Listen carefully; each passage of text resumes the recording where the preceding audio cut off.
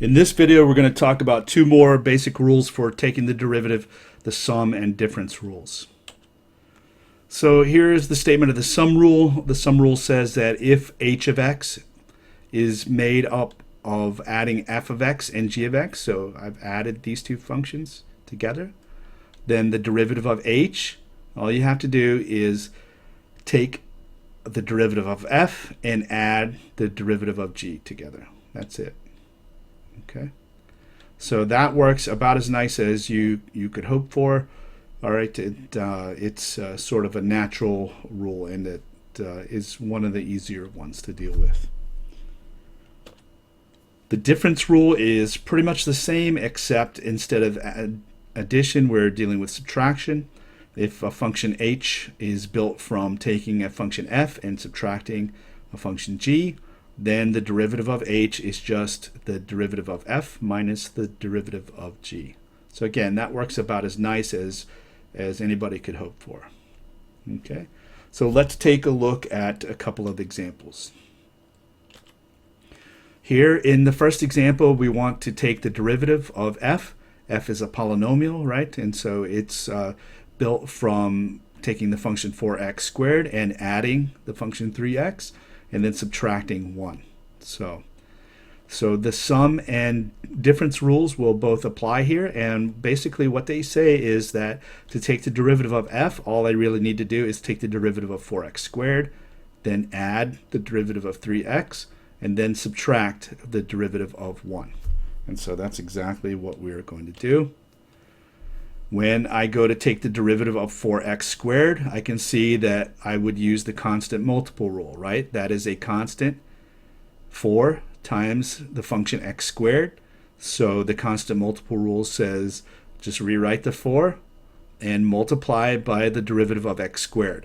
So that would be a power rule function, right? Our power function. So I would use the power rule.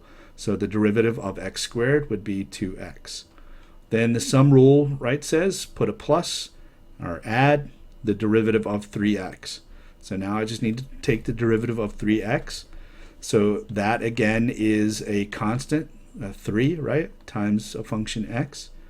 So the constant multiple rule says just rewrite that constant, just put a 3, and then multiply by the derivative of x, right? The derivative of x is just 1. Okay, then the difference rule says then just subtract, right? Subtract the derivative of 1. And the derivative of 1, since it's just a constant, right? The derivative of 1 is just 0.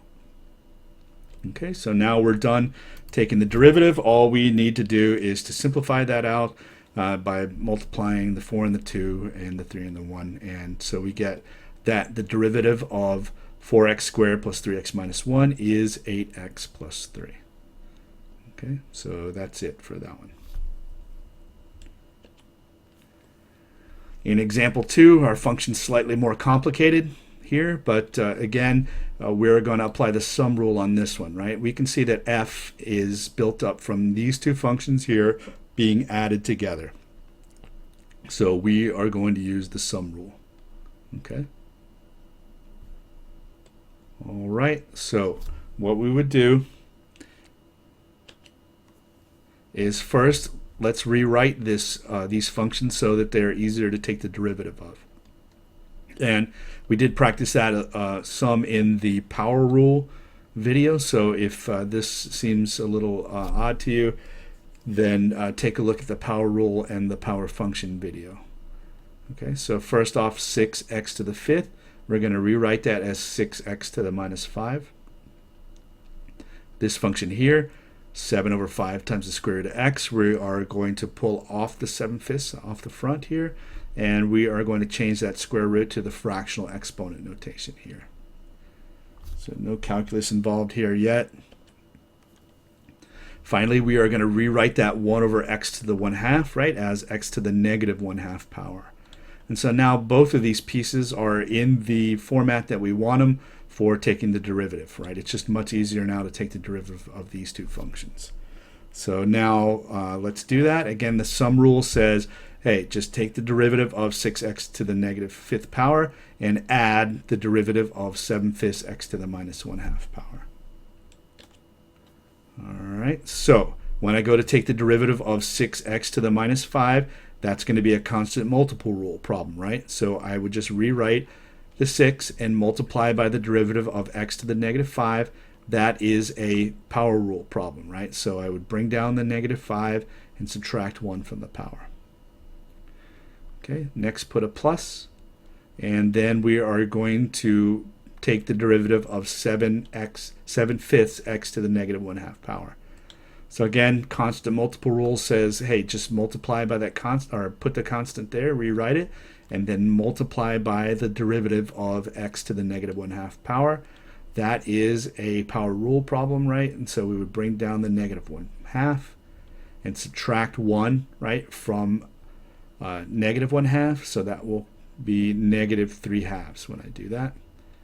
And so now we've taken the derivative. It's just a matter of cleaning up things a little bit by multiplying out 6 times negative 5. That gives us a negative 30. And then here's 7/5 times negative 1/2. That will be negative 7/10 there. And so that's it. That is the derivative of f.